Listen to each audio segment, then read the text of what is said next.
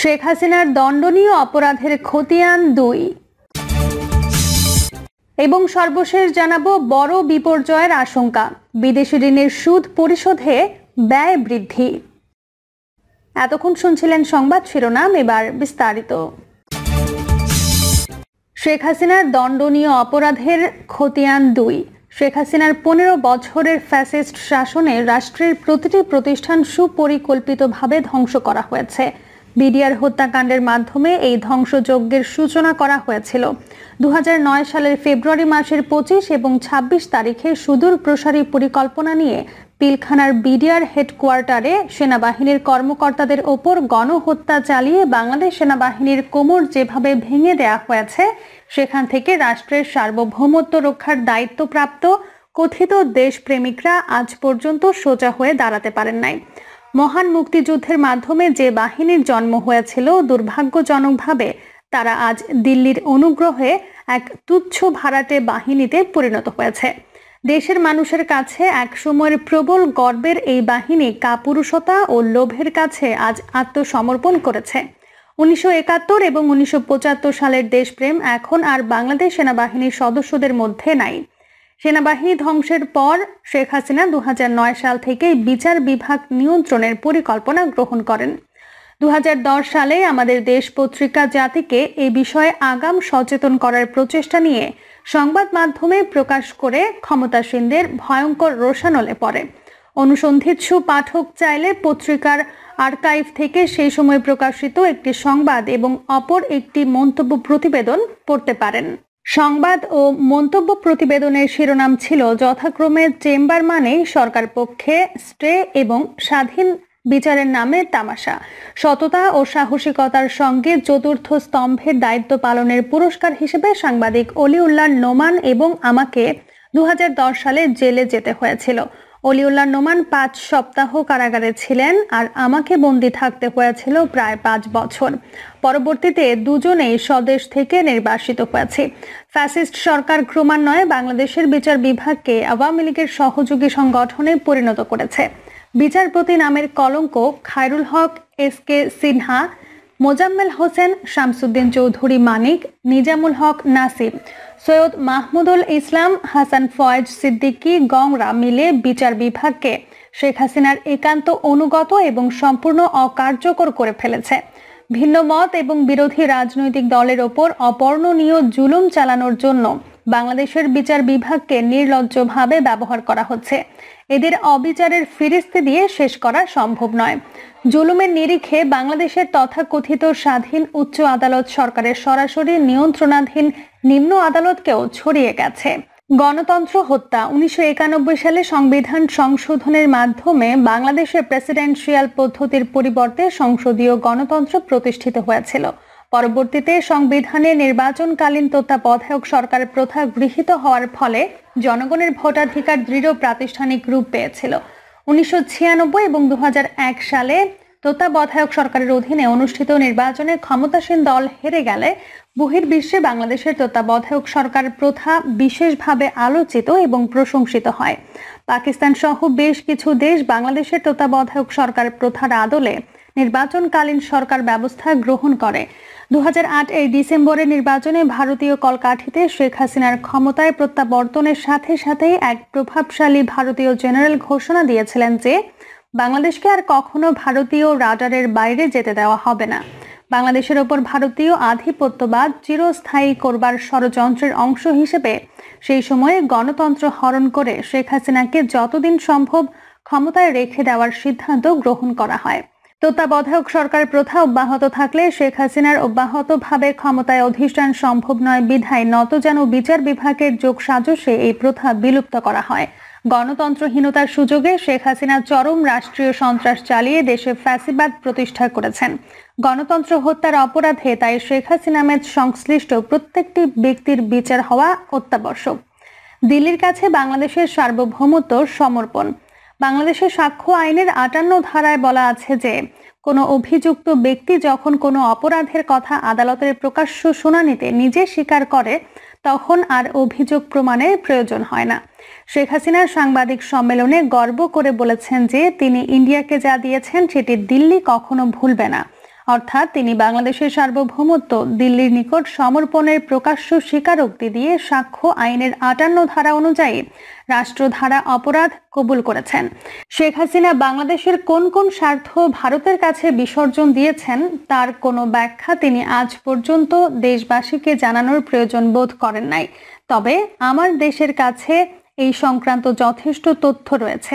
সেই সকল প্রাপ্ত তথ্য অনুসারে শেখ হাসিনার রাষ্ট্রদ্রোহমূলক কর্মকাণ্ডের তালিকার একটি সারাংশ পাঠকের অবগতি ও সংরক্ষণের জন্য নিচে উদ্ধৃত করছি।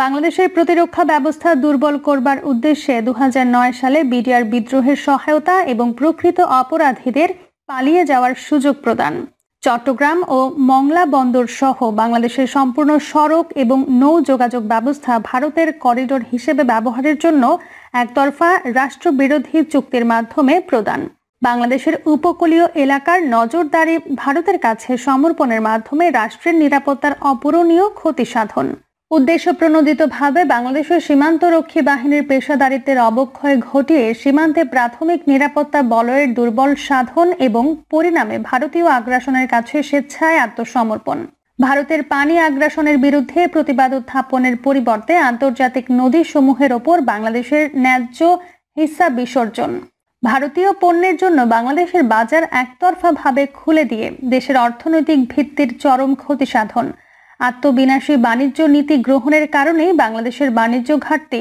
2021-2022 অর্থ বছরে $36 বিলিয়ন পৌঁছেছে। শেখ পরিবারের সদস্যবৃন্দ এবং সরকারের মন্ত্রী, এমপি ও আমলা শ্রেণীর সীমাহীন লুটপাট এবং দেশের স্বার্থবিরোধী বাণিজ্য নীতির যোগ ফলে বাংলাদেশের অর্থ ব্যবস্থা আজ বিপর্যস্ত। বাংলাদেশ থেকে ভারতে মুদ্রা পাচারে সহায়তা প্রদান, উদাহরণস্বরূপ এক পিকে হালদার বাংলাদেশের ক্ষমতাসীন মহলের যোগসাজশে বাংলাদেশ থেকে 10,000 কোটি টাকারও অধিক ভারতে পাচার করেছে। টেকনাফে মেজর সিনহার হত্যাকারী ওসি প্রদীপ বিপুল অঙ্কের টাকা ভারতে পাচার করেছে। শেখ হাসিনা 2009 সালে ক্ষমতা নিয়ে ভারতের স্বার্থ উদ্ধারে পুলিশের অধিকাংশ গুরুত্বপূর্ণ পদে পিকে হালদার এবং ওসি প্রদীপের সমগোত্রীয়দের বসিয়েছেন। পশ্চিমবঙ্গের মন্ত্রী পার্থ চট্টোপাধ্যায়ের 100 কোটি টাকার অধিক দুর্নীতিতেও বাংলাদেশের সংযোগ পাওয়া গেছে। ভারতীয় সংবাদপত্রের তথ্য অনুযায়ী তার বাসা থেকে উদ্ধার হওয়া টাকার বান্ডিলের ওপর বাংলাদেশের বিভিন্ন আর্থিক প্রতিষ্ঠানের ছাপ রয়েছে। ভারতের হিন্দুত্ববাদী শাসক গোষ্ঠীকে সন্তুষ্ট করবার জন্য বাংলাদেশের 90% মুসলমানদের ধর্মীয় অনুভূতি এবং সাংস্কৃতিক মূল্যবোধকে উপেক্ষা করে ক্রমেই মুসলিম বিশ্বের সাথে দূরত্ব সৃষ্টি করা হয়েছে। ভারতের সংখ্যালঘু মুসলমানদের উপর অমানবিক জুলুমকে শেখ হাসিনার সরকার অব্যাহতভাবে সমর্থন দিয়েছে। বাংলাদেশের সকল মসজিদে কাশ্মীরে নির্যাতিত মুসলমানদের জন্য দোয়ার উপর নিষেধাজ্ঞা আরোপ করা হয়েছে। বড় বিপর্যয়ের আশঙ্কা, বিদেশি ঋণের সুদ পরিশোধে ব্যয় বৃদ্ধি। ক্রমবর্ধমান বৈদেশিক ঋণের বিপরীতে সুদ পরিশোধে সরকারের খরচ দ্বিগুণ বেড়েছে। অর্থনৈতিক সম্পর্ক বিভাগের তথ্য অনুযায়ী চলতি অর্থ বছরের প্রথম 8 মাসে সুদ বেড়ে $80,60,00,000 পরিণত হয়েছে। 2022-23 অর্থ বছরে একই সময়ে সুদ পরিশোধে সরকার খরচ করেছিল $40,30,00,000, অর্থাৎ সুদ পরিশোধের পরিমাণ 200% বেড়েছে। অর্থনীতিবিদরা বলছেন, বিদেশি ঋণের সুদ পরিশোধে ব্যয় বেড়ে যাওয়ায় সার্বিকভাবে ঋণ পরিশোধের ব্যয় বেড়েছে। বিষয়টি উদ্বেগের। আর এই অবস্থার অন্যতম কারণ হলো গত এক দশকে বাংলাদেশ স্বল্প মেয়াদী বেশ কিছু ঋণ নিয়েছে। অন্যদিকে এসব ঋণের সুদ হারও তুলনামূলক বেশি। ইআরডির প্রতিবেদন অনুসারে চলতি অর্থ বছরের 8 মাসে বিদেশি ঋণদাতাদের সুদ আসল মিলিয়ে $203 কোটি পরিশোধ করেছে সরকার। গত অর্থ বছরের একই সময়ে যা ছিল $142,41,00,000। এছাড়া জুলাই ফেব্রুয়ারির সময়ে বৈদেশিক ঋণের আসল বাবদ পরিশোধ করা হয়েছে $122,40,00,000। 2022-23 অর্থ বছরের একই সময়ে যা ছিল $102,11,00,000। এদিকে ইআরডি পদক্ষেপণ অনুযায়ী চলতি অর্থ বছরে বাংলাদেশ সরকারের উন্নয়ন প্রকল্পের ঋণ এবং বাজেট সহায়তা ঋণের জন্য $1.19 বিলিয়ন সুদ পরিশোধ করতে হবে। এরপর 2024-25 এবং 2025-26 অর্থ বছরে সুদ পরিশোধ করতে যথাক্রমে $1.31 এবং $1.41 বিলিয়ন। এর আগে 2021-22 অর্থ বছরে বাংলাদেশকে ঋণের সুদ পরিশোধ করতে হয়েছে $492 মিলিয়ন। 2022-23 অর্থ বছরের বৈদেশিক ঋণের সুদ পরিশোধের হিসাব ছিল $927 মিলিয়ন। শুধু সুদ পরিশোধই নয়, আগামী 2 বছরের মধ্যে আসল পরিশোধ বছরে $3 বিলিয়ন ছাড়িয়ে যাবে বলে ধারণা ইআরডির। 2021-22 অর্থ বছরে বাংলাদেশ উন্নয়ন সহযোগীদের ঋণের আসল বাবদ পরিশোধ হয়েছে $1.418 বিলিয়ন। সদ্য সমাপ্ত 2022-23 অর্থ বছরে এর পরিমাণ ছিল $1.846 বিলিয়ন। চলতি অর্থ বছরে যা বেড়ে দাঁড়াতে পারে $2.37 বিলিয়ন। বেশ কিছু বড় প্রকল্পে গ্রেস পিরিয়ড সুবিধা হওয়ার প্রভাবে পরের 2 অর্থ বছরে আসল পরিশোধ করতে হবে যথাক্রমে $2.90 এবং $3.31 বিলিয়ন। আগামী অর্থ বছরে সুদ ও আসল পরিশোধ করতে হবে $4 বিলিয়ন। ইআরডির তথ্য অনুযায়ী চলতি অর্থ বছরে সুদ আসল মিলিয়ে পরিশোধের প্রাক্কলন করা হয়েছে $3.565 বিলিয়ন। তবে এর পরের অর্থ বছর থেকে সুদ ও আসল পরিশোধ $4 বিলিয়ন ছাড়িয়ে যাবে। 2025-26 অর্থ বছরে সুদ আসল মিলিয়ে বাংলাদেশকে উন্নয়ন সহযোগীদের দিতে হবে $4.72 বিলিয়ন। প্রিয় দর্শক, এই ছিল এখনকার সর্বশেষ সংবাদ। আপডেট সব সংবাদ পেতে চ্যানেলটি সাবস্ক্রাইব করে বেল আইকনটি ক্লিক করে রাখুন।